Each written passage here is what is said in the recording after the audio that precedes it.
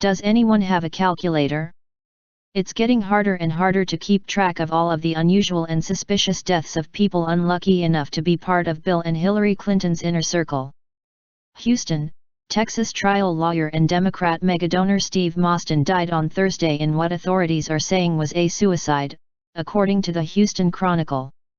Mr. Mostyn was only 46, he left behind a wife and several children, and earlier this year had announced that he was going to be stepping away from politics to spend more time with his family. Details about how Mr. Mostyn allegedly committed suicide are slim.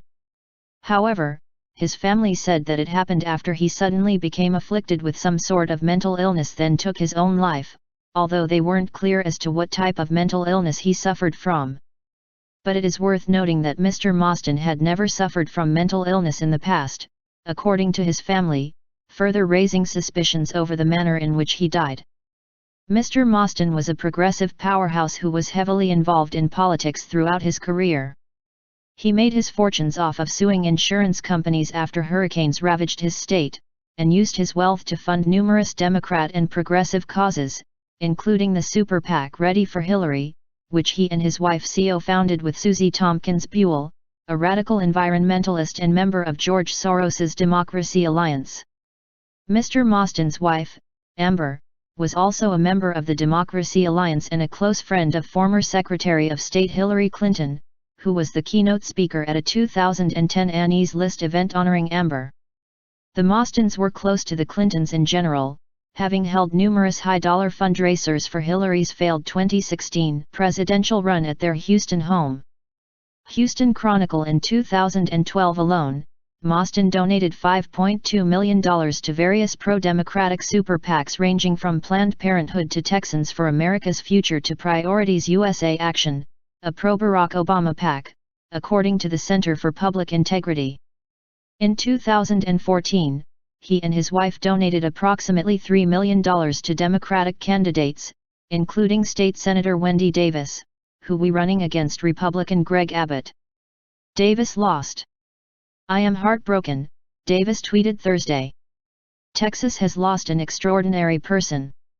Steve was a committed and effective fighter for justice, a wonderful husband, father, and friend. He leaves behind a lasting impact on everyone whose life he touched." Mostyn and his wife, Amber, were co-founders of the Ready for Hillary PAC, a political action committee supporting Clinton's unsuccessful campaign for president. At the same time, state campaign finance records show he also contributed to a police-affiliated PAC that supported Republican primary candidates.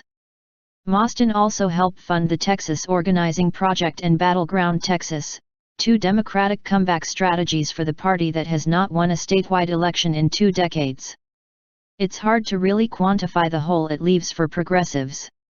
He's probably the first true financial benefactor for progressives in Houston, and I say that because it's really different than supporting individual candidates the way trial lawyers have collectively in the past. He really supported the underlying causes, which is a different kind of take, and I'm not sure that gets filled, certainly not immediately. Despite the Mostyns and the law firm's high-profile political activism, they contributed more than $1.8 million to Texas politicians in 2016. Mostyn told the Texas Tribune in a September interview that he was growing tired of almost single-handedly funding Democratic candidates in a state that was solidly Republican. He said he intended to downscale his political giving to Democrats in Texas elections to encourage others to step forward. "We've asked other people to do it and they want to do it, and I want other people to get credit for doing it," the Tribune quoted him as saying. "I mean, this is a giant state. If we were trying to flip Vermont, we'd be done." However, their relationship came under stress in 2015, when ethics watchdog group Foundation for Accountability and Civic Trust, FACT, filed a formal complaint against Hillary and her campaign for illegal coordination with the Ready for Hillary super PAC, the Daily Caller reported. FACT has also asked the Senate Select Committee on Ethics to look into an April 21 meeting in which Clinton campaign aides attended a weekly meeting of Senate Democrats. FACT asserts that the meeting violates rule. This wasn't the first time the Clinton and Mostyns found themselves being questioned over unethical practices. In 2010, Hillary Clinton's State Department pushed through a multi-billion-dollar deal for Boeing in Russia, and just 2 months later the company gave nearly $1 million to the Clinton Foundation. Just a short time later, Boeing's top lobbyist and former Bill Clinton aide Tim Keating partnered with Mr. Mostyn's Super PAC to do a joint fundraising venture for Hillary's planned presidential campaign. America's Freedom Fighters. From Fox News. When Hillary Clinton was America's top diplomat, she also appeared at times like a top salesperson for America's biggest airplane maker, Boeing. Traveling abroad on official business as Secretary of State, Clinton often visited Boeing facilities and made a pitch for the host country to buy Boeing jets. During one visit to Shanghai in May 2010, she boasted that more than half the commercial jetliners operating in China are made by Boeing. A sales plug in Russia in 2009, though, may have proved especially fruitful. While touring a Boeing plant, Secretary of State Clinton said, "We're delighted that a new Russian airline, REUTERS, is actively considering acquisition of Boeing aircraft, and this is a shameless pitch."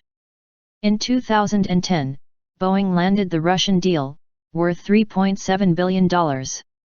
And 2 months later, the company donated $900,000 to the Clinton Foundation.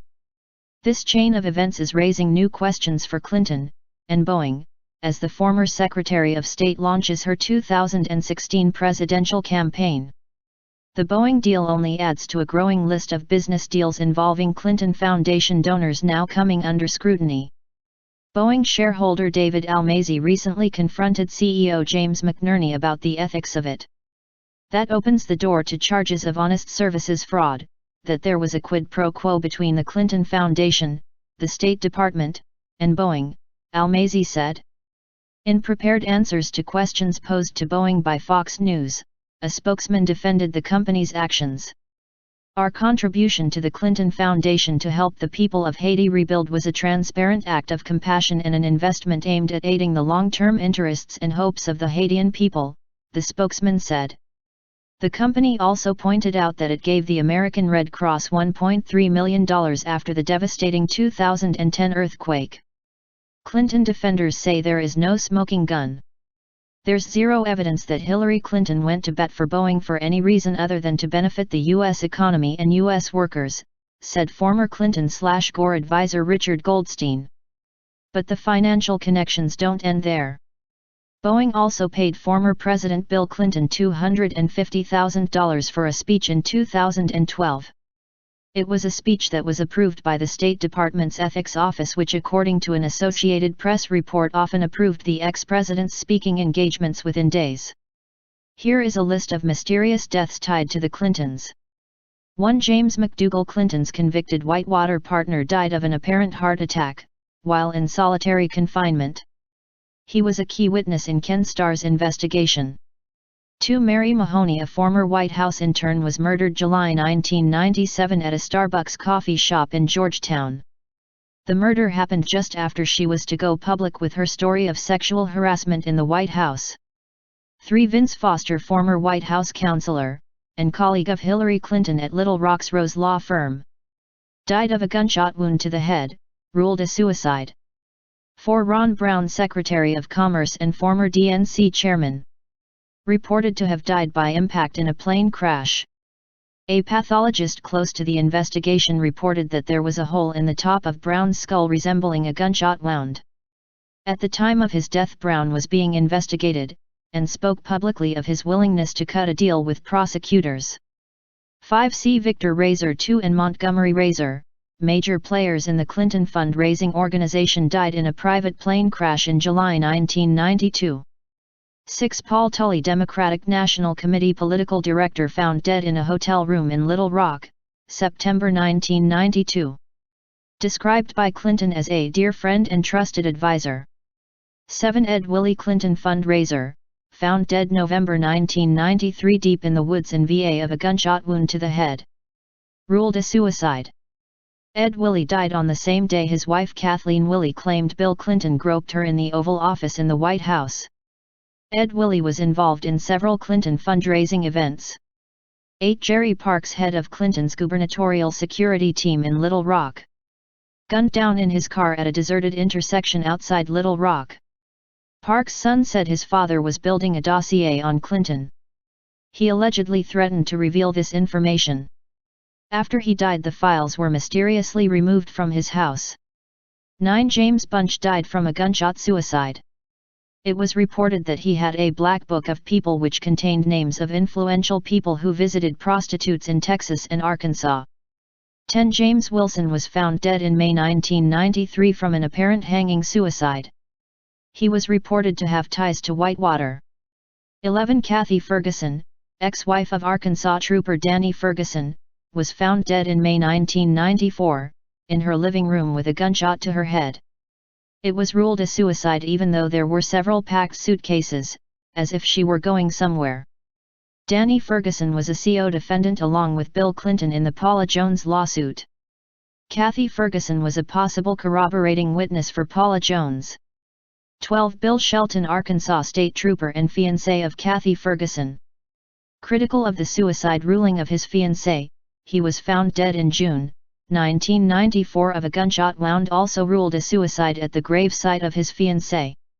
13. Gandhi Bow, attorney for Clinton's friend Dan Lasseter, died by jumping out a window of a tall building January 1994. His client was a convicted drug distributor. 14. Florence Martin, accountant and subcontractor for the CIA, was related to the Barry Seal Mena Airport drug smuggling case. He died of 3 gunshot wounds. 15. Suzanne Coleman reportedly had an affair with Clinton when he was Arkansas Attorney General. Died of a gunshot wound to the back of the head, ruled a suicide. Was pregnant at the time of her death. 16. Paula Grober, Clinton's speech interpreter for the deaf from 1978 until her death December 9, 1992. She died in a one-car accident. 17. Danny Casolaro, investigative reporter. Investigating Mena Airport and Arkansas Development Finance Authority. He slit his wrists, apparently, in the middle of his investigation. 18. Paul Wiltshire, attorney investigating corruption at Mena Airport with Casolaro and the 1980 October surprise, was found dead on a toilet June 22, 1993 in his Washington, D.C. apartment. Had delivered a report to Janet Reno 3 weeks before his death. 19. John Parnell Walker, Whitewater investigator for Resolution Trust Corp., jumped to his death from his Arlington, Virginia apartment balcony August 15, 1993. He was investigating the Morgan Guarantee scandal. 20. Barbara Wise, Commerce Department staffer. Worked closely with Ron Brown and John Hwang. Cause of death unknown. Died November 29, 1996. Her bruised, nude body was found locked in her office at the Department of Commerce. 21. Charles Meissner, Assistant Secretary of Commerce who gave John Hwang special security clearance, died shortly thereafter in a small plane crash. 22. Dr. Stanley Hurd, Chairman of the National Chiropractic Healthcare Advisory Committee, died with his attorney Steve Dixon in a small plane crash. Dr. Hurd, in addition to serving on Clinton's advisory council, personally treated Clinton's mother, stepfather, and brother. 23. Barry Seal, drug running pilot out of Mena, Arkansas, death was no accident. 24. Johnny Lawhorn Jr., mechanic, found a check made out to Bill Clinton in the trunk of a car left at his repair shop. He was found dead after his car had hit a utility pole. 25. Stanley Huggins investigated Madison Guarantee.